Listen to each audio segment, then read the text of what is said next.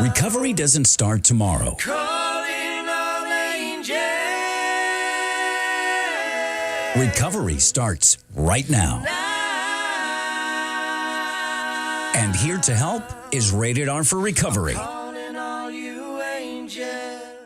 Hi, Sally. Brought to you in part by Sovereign Health, with offices based out of Los Angeles, California, and offices all over the country. See them at sovhealth.com.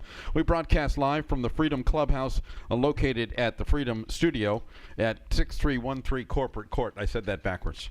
Anyway, we're at the Freedom Clubhouse. I'm an alcoholic that doesn't drink. I'm a drug addict that doesn't use. And I'm a dead man that walks amongst the living. All this by no righteous deed of my own. And you can call me John.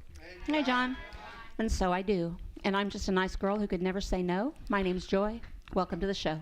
Hello. Hi, Joy. Hi, Joy. Okay, so we have another great show for you this evening, and we want to let you know that we had a great turnout for our overdose awareness function that we'll be doing annually now because it was so successful.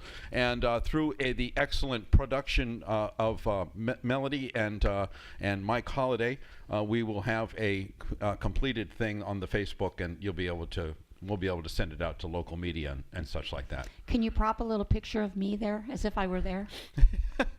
Well, next year you will be there, and it's only because you were sick that you weren't there. All right. So let's go right on with the show. We're going to talk to our friend Charles. Give Charles a nice round of applause.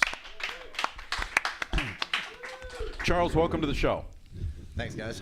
And you can hear us, as Charles' family is, as we broadcast live on Thursday night at ratedrforrecovery.com.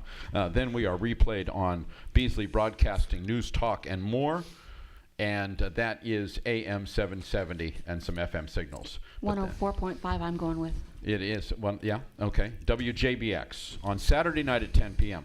Charles, what was it like for you?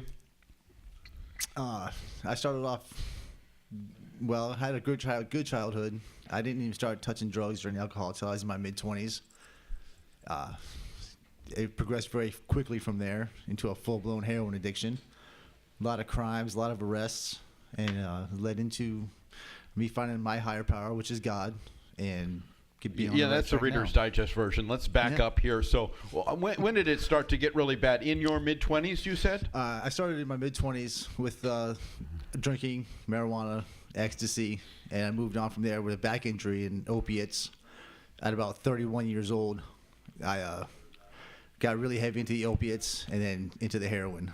And that is what is pretty much an epidemic these days with the opiate addiction around the United States. But again, as Mike Holliday would say, go take us to that seemingly hopeless state of mind and body. You said a lot of crimes. What type of crimes were you committing? Burglaries, thefts to support my habit.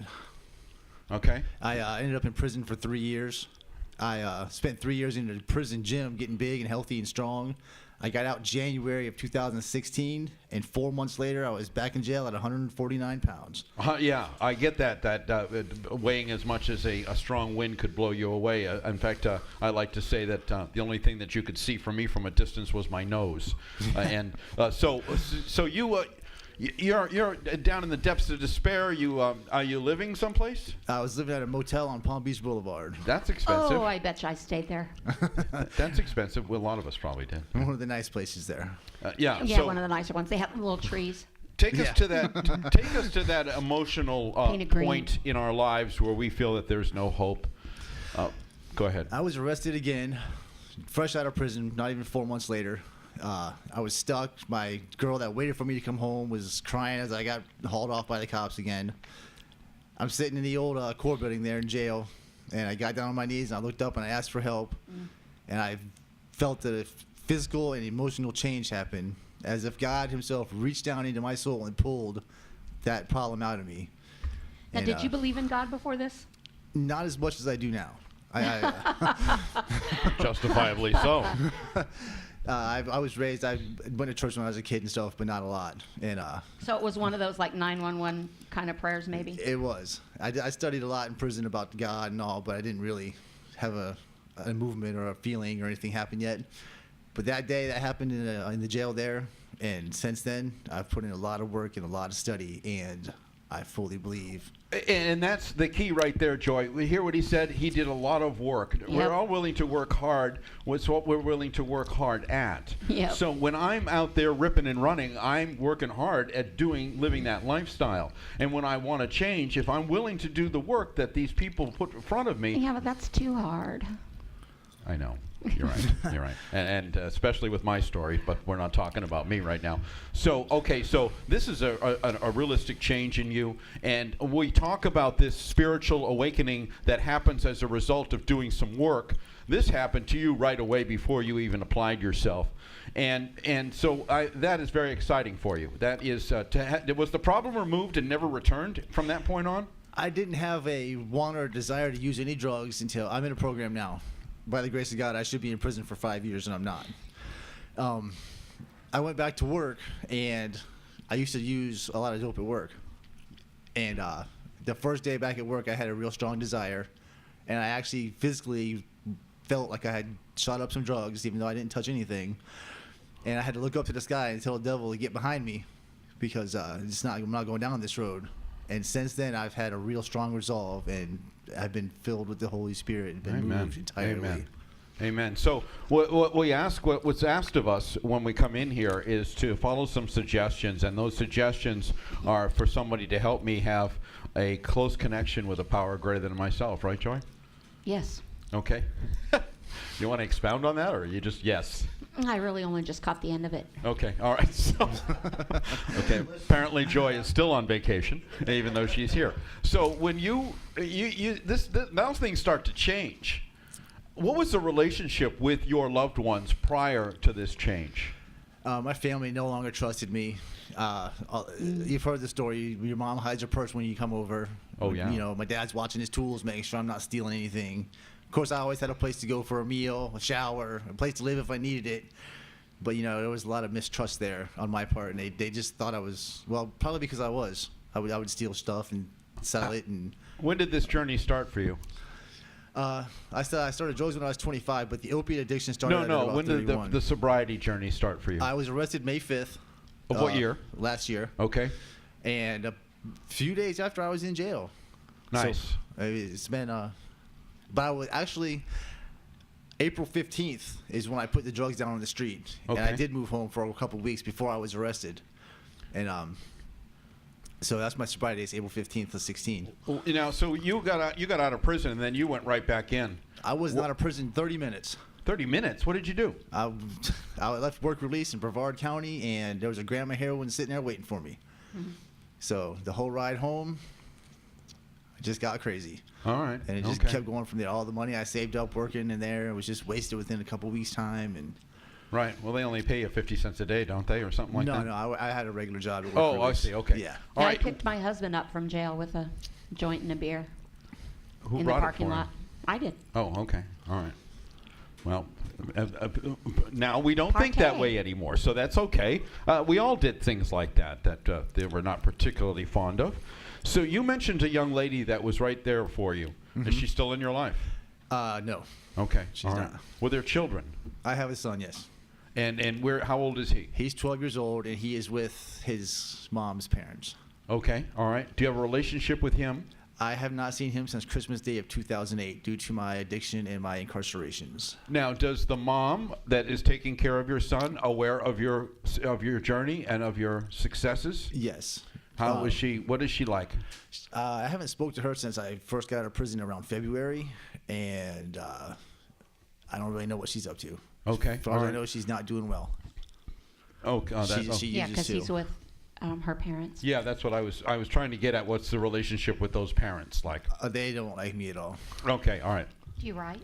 The great thing, No. the devastating part of us and the victory of us is that we hurt the people we love and that love us over and over again because of our selfish and self-centered ways. The victory is when we stop acting so selfish and self-centered, and I'm doing what you ask me to do, amazing things happen. Families get reunited. Children are returned to us. People that we thought would never speak to us again all of a sudden are welcoming us with open arms. This is the miracle of recovery. Joy?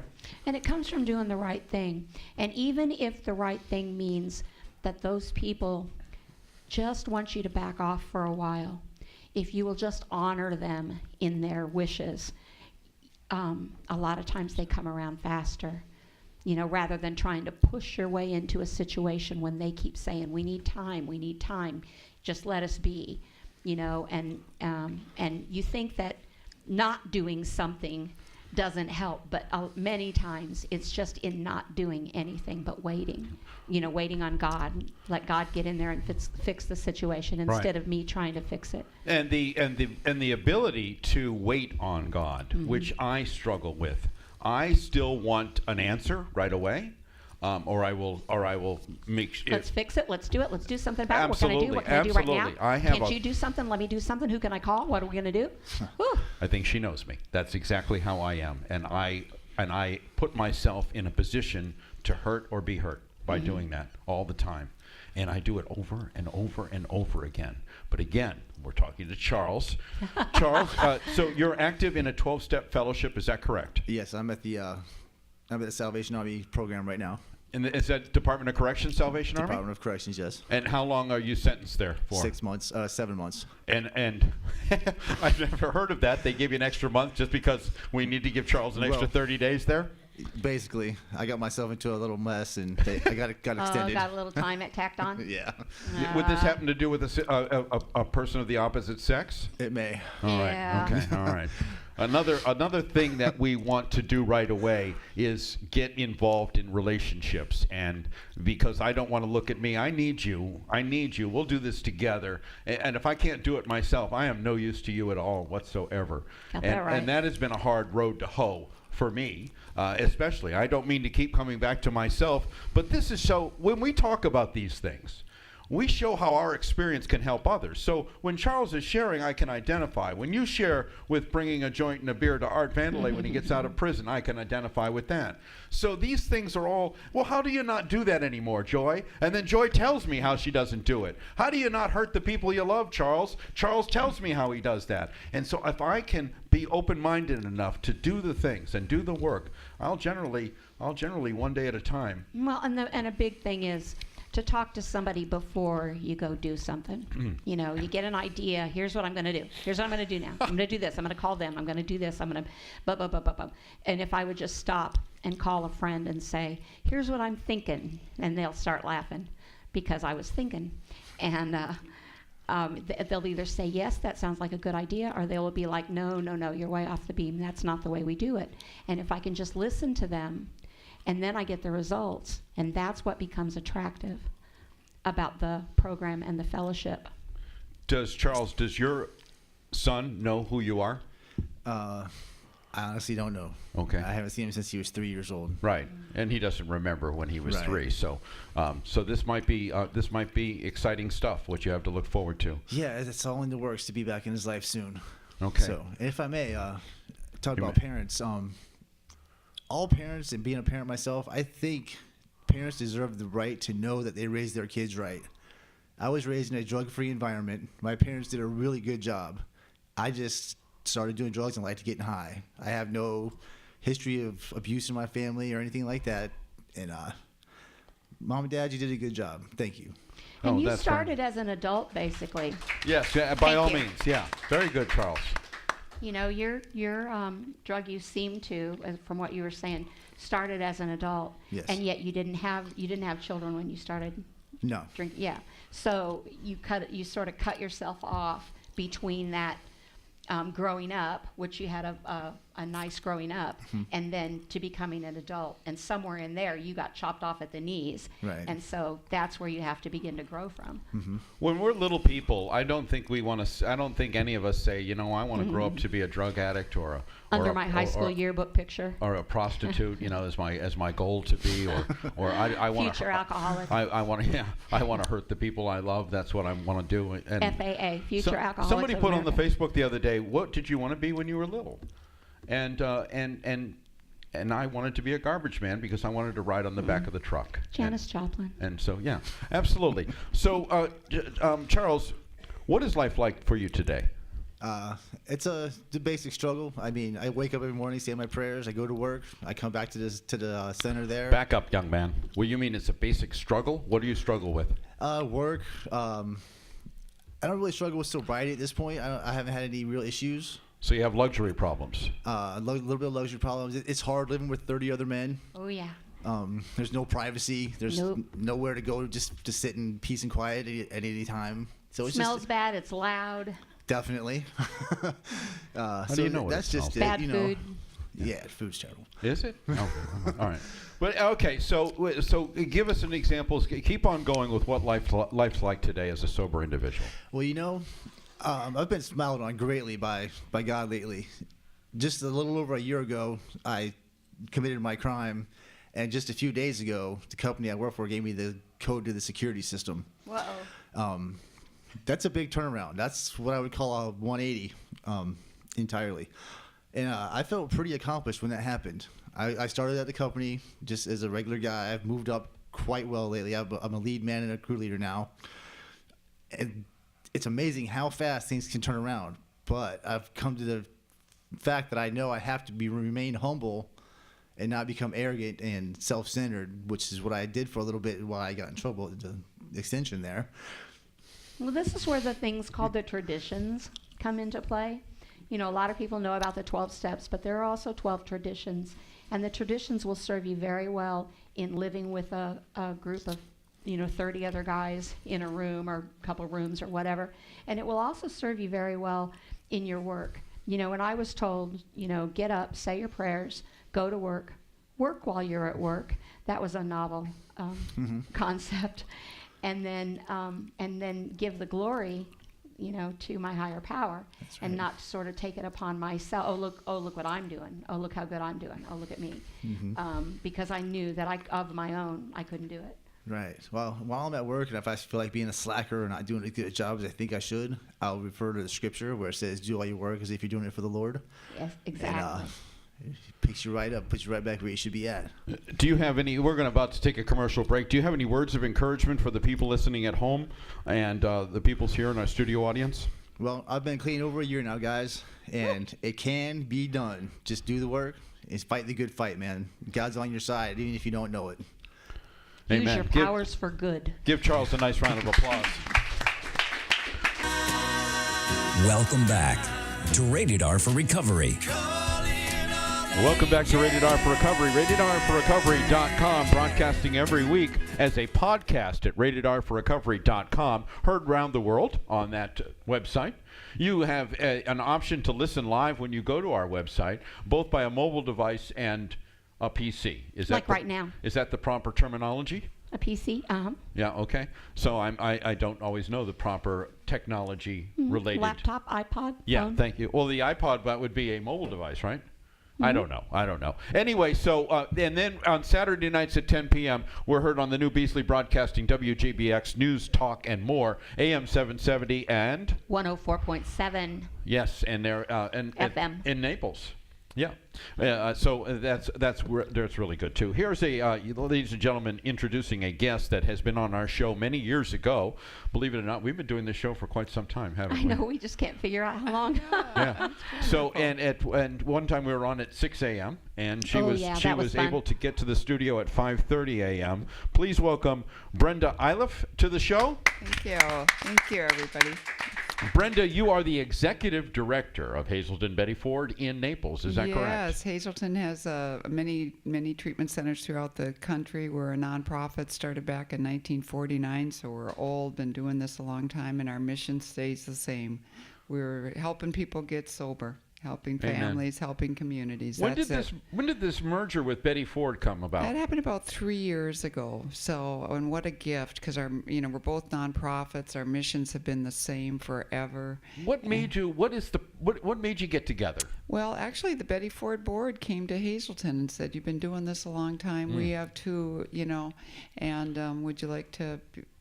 We've been informal partners. Mrs. Ford went to Hazelden when she started her Sure. treatment center. They sent out staff, and it just seemed like the next right thing to do. And for those of you in our audience who might be of a younger variety, Betty Ford was the former First Lady of the United States, Gerald Ford's wife.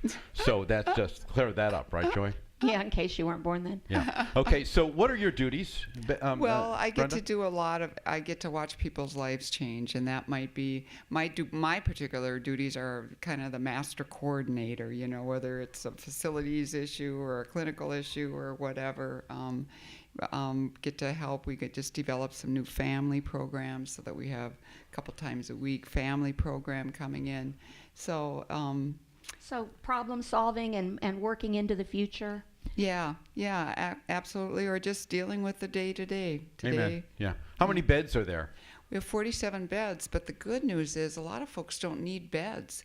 What do they need? They need outpatient, and What is outpatient? outpatient can be 3 times a week, coming for 3 hours, getting education, getting group therapy, and then going back to real life, Do you teach a 12-step recovery? Absolutely. The 12 steps are evidence-based, meaning there's research out there that says these work in helping people in long-term recovery. Right. We And the only time that doesn't work is if I don't work it.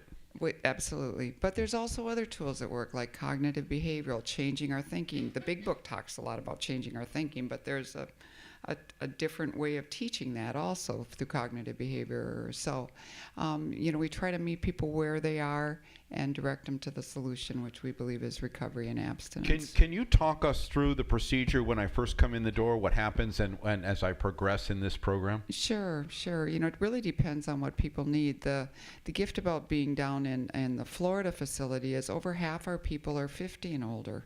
And that's a population that a lot of times people never had a problem their whole life, and all of a sudden something happened, whether it's loss, whether it's metabolism changes, whether it's Broken bones. exactly. And I get hooked on the opiates, and I have access for life because I'm older and I can get pills, And so those folks might need a different path than someone who's 18 years old and on heroin, or someone who's 26 years old and their liver's falling apart even though they're young, but because of the alcohol. So Sure.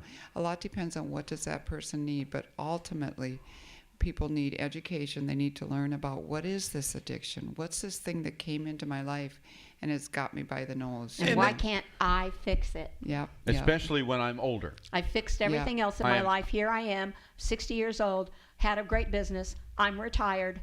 This is killing me. Why? Yeah. Why Right. can't I get a handle on Right. this thing? And I can't figure this out. We had a guy come to outpatient once, and it really broke my heart, but we see this a lot, where he said he was introducing himself, and I had 4 businesses, and he's big in philanthropic pieces, and then he said, and I have no idea what a guy like me's doing in a place like this. That old stigma. But he was there. He See, was there. That's Yeah. the blessing. Yeah, he showed up. He was there. And the recovery rates for people that are older are fantastic because they show up, they do what they're told, they get connected to the recovery community, which down here is fantastic. Sure it is. And away they go back to life. Well, they've had a life, and they have years of getting up, going to work, making their bed, the things that young people who grew up in addiction just had no clue. Yeah, How to write a check, how to pay the rent. Yeah. Is your facility co-ed? Absolutely. One of the best things about our facility, and one of the worst. Some folks, it's I'm very Sorry, distracting. say that again. One of the best things is what? Is that we're co-ed. One of the worst things is that we're co-ed. Ah, Okay, okay, yeah, absolutely. Many people find, especially if they come from difficult relationships, it's really nice to have the co-ed because you start to learn to trust. For some people, it can be real distracting. Whether it's same Oh, my sex or goodness. opposite sex. Of course, for someone of the opposite sex to listen to you for the very first time, to not know your history and to be interested in you and to have something in common Yeah, can be very attractive. So that brothers and sisters is fantastic, but and yet very scary. And then the thought process goes again. I just got released from prison. I don't have a driver's license. I don't have a place to live, but I want to get with you, and I'll be your husband. And generally that's not a good thing. So in the facility, in the residential part, are there phases we go through? There can be. Yeah, some people may be there for a week. They may be a nurse practitioner who flies in from Texas or whatever, and they literally have a week off and they go into an immersion with education, group therapy, getting stabilized, and then a lot of times treatments really change. That 30-day model, people, it's what do people need, but also what can their lifestyle handle. A lot of people have to get back to work, so we see a lot of folks going very quickly from residential to an outpatient program where they come in the evenings. Some folks need, because of legal, they might need 6 months there, As a general rule, does it seem that younger people need a longer period of time? Absolutely. It takes longer for the brain to Not heal. that it's How do you Absolutely. convince a that? fast rule, but a general rule. Well, parents are desperate, so you start with the parents. Yeah, They yeah. are desperate. They need to fix their child, and they can't. And they're scared to death, especially with the opiate epidemic. Oh, I know. And the overdose rates, and we see that in the recovery community. We see that all over. So We would like to invite your company to participate in our overdose awareness would annual love function. it when you were talking about it. It's like, It was wow. wonderful, and we'll have a finished video product available for you to see that we can send to you as well. Okay. And Yeah. I'd like to mention, as I try to do every week, be careful what you're taking. That heroin is being laced with fentanyl, and you may or may not know it. Fentanyl paralyzes your respiratory system. Therefore, you will quit breathing, and CPR will not help you in that area because your respiratory system is paralyzed. And they're also making Xanax bars. They look exactly like a Xanny bar, and they say the word Xanax on them, and they're scored in the correct manner, but they're not. They're made of fentanyl. So be very, very careful what you're taking. Yeah, thank you, Joy. That's very important too, because if you're going to use, you're going to use, and it might an educated consumer would be probably the best way to. Except you don't know. You Yeah, can you never don't It's know. a lot Oh, cheaper absolutely. to put the carfentanil in there, and people are dying. Yeah. You just said something that rang a bell with me. I got to get back to work. Well, if I don't work on me, I will be no good to my employer. And how do you stress that with the people that I got to get back to work? I got a family at home. I got to pay the bills. Well, and some of it's about real life recovery. Some people need to. So then how do we make recovery work for them? Whether that's referring to 90 meetings in 90 days. There's new tools out there that, those of us who are older might not be so used to, but some of the online meetings, the telephone meetings, there's some telephone meetings out there. People are on fire and they're doing recovery and they're connecting. So how do we help people with what they can do? Most of our folks are insurance dependent, meaning they are working, they have insurance, and they need, so that old model of, that this man that was just here who so eloquently said, thanks, Mom and Dad. Yeah. Wonderful, powerful. That was excellent. That That's was Charles. recovery. Yeah. Yeah, amen. But, he's lucky that, first of all, he's male and he's in the criminal justice system because it gives him resources to get into treatment. Right. A lot of folks don't have that. And then you add 3 kids and, they're school age or whatever, and they were abused by their parent, and how do I leave my kids with my parent who abused me? And Right. it's not simple, for How much folks. does it cost to, if I come to you, what are you going to want from me money-wise? Most of our folks, about 90% are insurance Okay. dependent. Yep. And So if I they're- come to you, this is my story. So I'm just, I'm in and out of incarceration constantly. I weigh 135 pounds.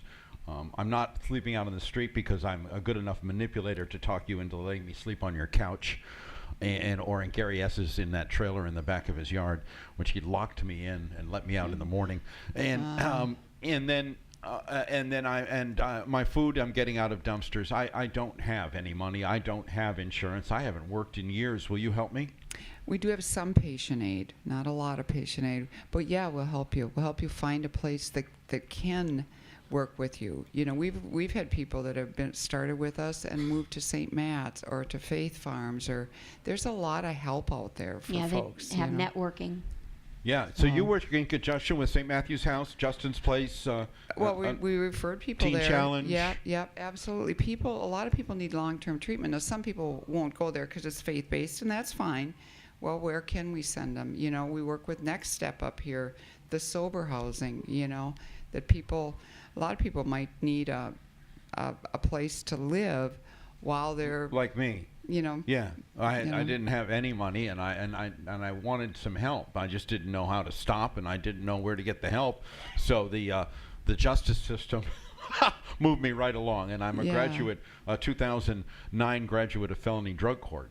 And Wow, that was great. that helped Drug save my court, life. Veterans Court. Yeah. In mental fact, health Judge court. Hayes is on the show next week or the week after. Wow, Oh, great. great, Yeah. great. Haven't seen her for a long Great. time. They Fabulous. came to the opiate overdose awareness. They're tremendous people. Anyway, back to Hazelden Betty Ford. How long have you been with the company? Almost over 20 years on and off. Wow. So I've gotten to see a lot You of said different... on and off? Yeah. Where'd you go? Well, I moved to Texas for a couple years, and then Isn't came there a back to Hazelden Naples. Betty Ford there? You can't leave Naples and not want to come back. So I'm thrilled to be back. Where So were you in Texas? I was in Dallas, yeah, and got Oh, to watch Dallas. recovery there. Isn't that amazing? Yeah. It's just, wherever you go, there you are. And the gift is there's recovery alive and well all over this United States. But 12-step programs are different in different parts of the country. Yes, you know? yes. That's one of the fun things, not to get off the subject here, when I travel, which I don't do a lot, but Joy does. Joy travels extensively with Art Vandelay. And one of the things we get to do is go to meetings. I mean, you were in Barcelona, right? And you got to go to a Wow. meeting in Barcelona. Is that correct? Did That's not. incorrect. Where we were staying, I was staying Good at story. I was staying at a timeshare, and the woman and her son, they didn't even know what AA was.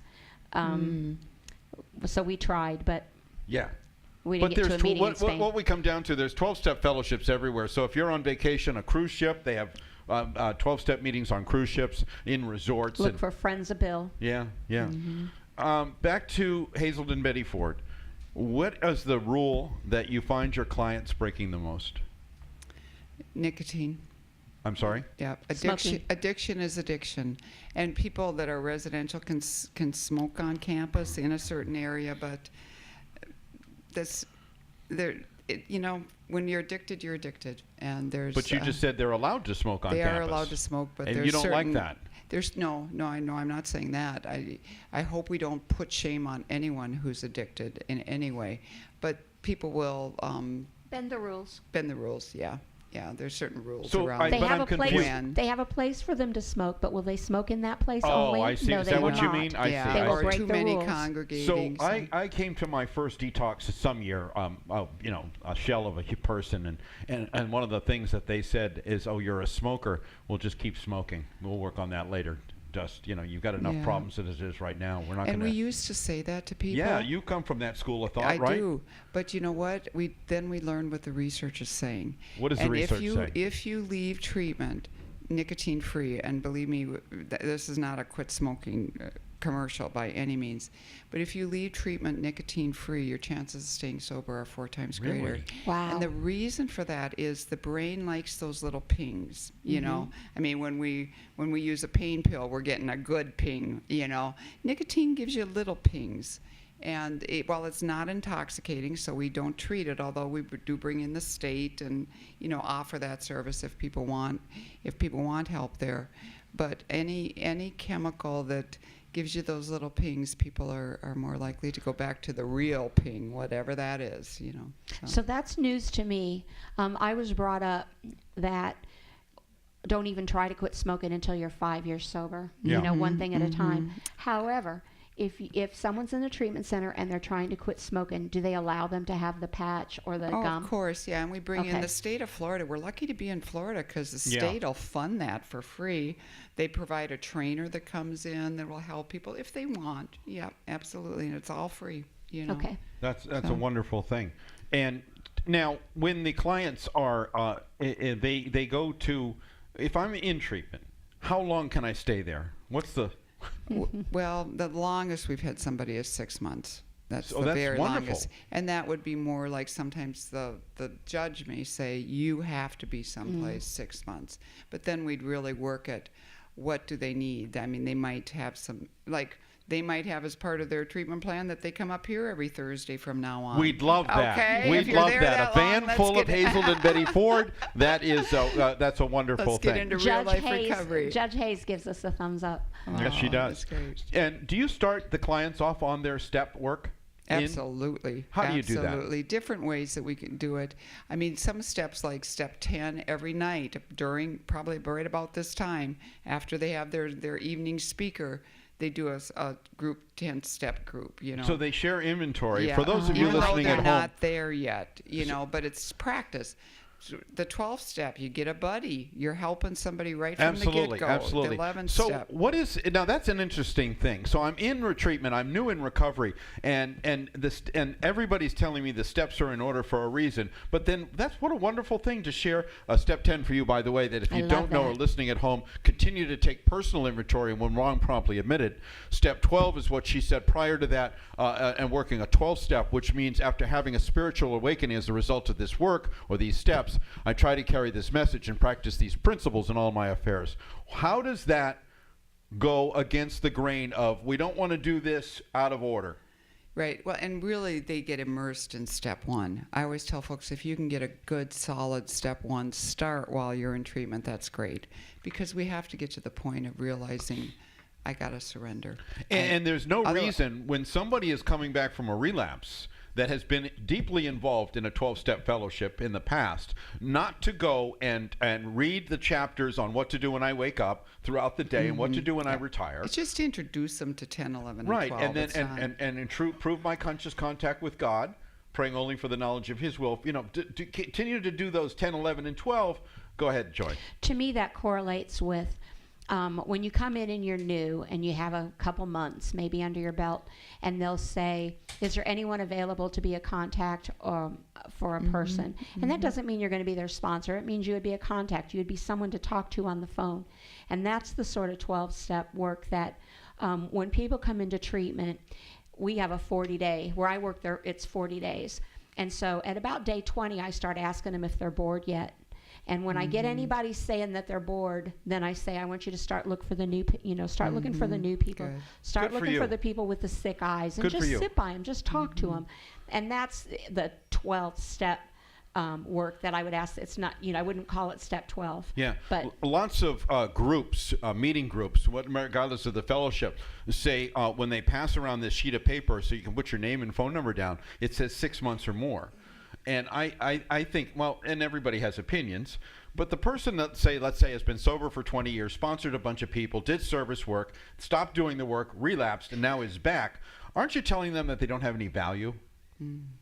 I always love to tell newcomers, because somebody told me this when I was about a month into it. They said, Brenda, would you do me a favor? Would you call that new lady, because she'd rather hear from you than from me.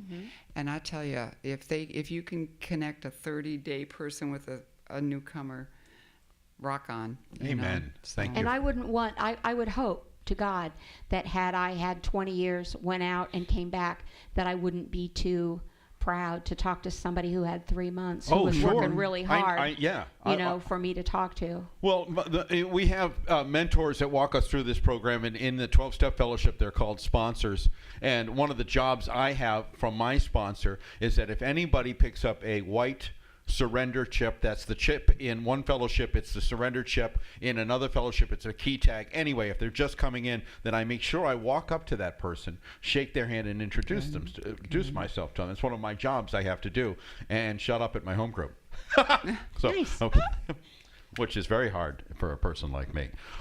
Can you, is there anything, let's get some contact information for you. We have you realize that, Mel, how's Hazelden Betty Ford, are they connected in the help section on our website? And if they're not, we are going to add you to that, regardless that of would be great. whether or we're not. just a local resource. Yeah. So we can find you on the internet? Yep, www.hazelden Betty Ford, BettyFord.org. It's a nonprofit. And are you on the Facebook? Yes. Okay. Yep, and Twitter and And it's a fun place to shop, too, What is? Hazelden. It is? we have a little bookstore on Oh, site. do you? Okay. And we All have right. a little coffee shop, because we want the recovery community to come in. That social aspect means a lot. Absolutely. When I don't feel I belong anywhere, all of a sudden you make me feel welcome. The alumni, yeah. Okay, give Brenda a nice round of applause.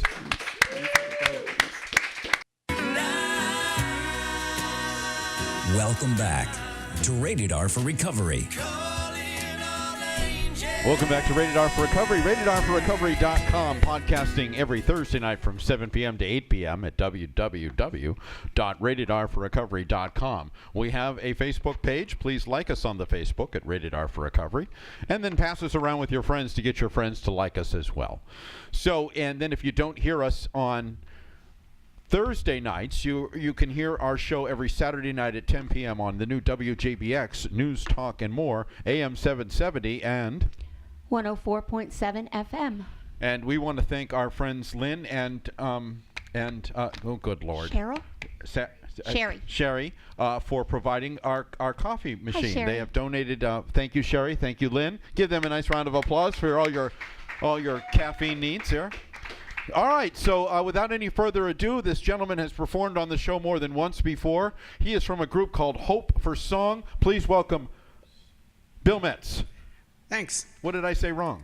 You said Hope for Song. It's Hope by Song. Hope by Song. Yep, Song. yep. You can find us online, hopebysong.com. We are a not-for-profit. It should be hopebysong.org, but when we set up the website, we chose COM because we didn't know any better, and we just never changed it. But anyway, so Hope by Song, we work with people who are dealing with emotional trauma of all sorts, and we encourage them to write because we know that's healthy. It's very good. And then if they want us to, we take their writings and we make them into songs. We record them and give them back to them on CD. This particular one is called Changes. This woman was at the end of a program she was getting out of. It was dealing with abuse, domestic violence, and she was breaking the cycle of going from one relationship into another one. And she was thinking back. She was on the way out. She felt like she had finished. She was doing well. She knew she was on the right road, and she was thinking back. And this particular song is called Changes, one of my favorites. When it all boils down to it, it ain't been that bad. I dealt with all the madness. I'm not really that sad. He never understood me. He never even cared. He took all my love and emotions till all I felt was scared. Well, all right. When it all boils down to it, it's been kind of bad. When it all boils down to it, it has been kind of bad. I lived in all that madness. Now I'm stuck on being sad. I could not stop all that destruction, my back against the wall, ignoring all my family, all my friends that would call. All right, when it all boils down to it, it's been really bad. Tell me, how can I explain my love for this evil man, destroying who I was, destroying who I am? My feelings are important, my life is not a game. I know that God is with me, I will not be ashamed. When it all boils down to it, it was terrible and oh so very bad. But I'm walking away from the madness, and I am no longer sad.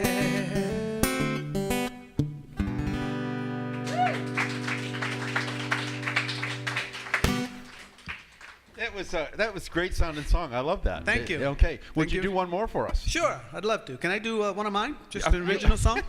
Yes. All right. This one. Well, control is one of my issues. I pretty do well at this part of it, though. Yeah. Thank you. This one here is the result of a songwriter challenge. The challenge was to write about a paper umbrella. And I knew everybody was going to write about drinking. And everybody did, too. And I did my darndest not to. And here's what I came up with. It's called The Ballad of the Paper Umbrella. When I was just a boy, I remember that my daddy had a very unusual habit. He'd always stick a paper umbrella in his beer. I had to find out why, dag nabbit. You see, the boys at school found out that my daddy would do such an unusual thing. And I'd get teased from the time I got to school till the time that final bell rang. So I gathered up my courage, went down to my daddy, sitting in his easy chair. Asked why on earth would a man of his stature put a paper umbrella in his beer? Here's what my daddy told me. said, when I was in Nam, there was a fella in our company who liked women less than he liked men. You know that's tolerated more today than it ever was back then. When we got the chance to get out to the bars to have beers and shots with the other fellas, he would order those sweet girly drinks, you know, the kind with those little umbrellas. His name was Louis, we called him Louise. We made him sit alone when we were eating. And I'm ashamed to tell you, my son, we gave him more than one undeserved beating. One day we found ourselves in a firestorm, bullets flying all around. We all froze in fear when that grenade bounced on the ground. That's except for Louis. You see, he jumped on it to shield the rest of us from the blast. Because of him, I'm here looking at you, and Louis, he's in the past.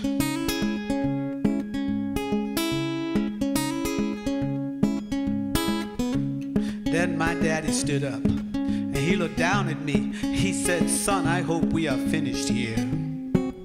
I nodded. I took the umbrella from his drink and put it behind my left ear. And I went to school, and I said, go ahead, knock it off, I dare you. Huh. I double dog dare.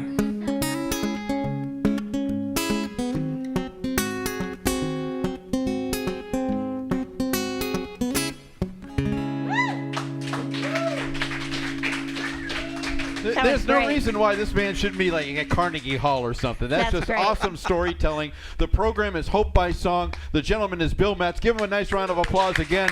See you next week on Rated R for Recovery, ratedrforrecovery.com. Stay sober, my friends.